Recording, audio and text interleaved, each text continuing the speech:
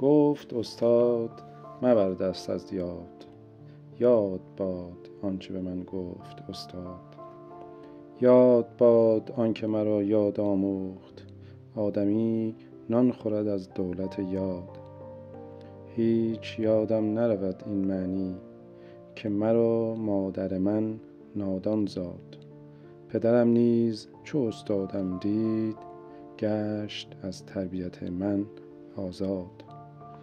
پس مرا منت از استاد بود، که به تعلیم من استاد استاد. هرچه می دانست آموخت مرا، غیر یک اصل که ناگفته نهاد. قدر استاد نکو دانستن حیف، استاد به من یاد نداد.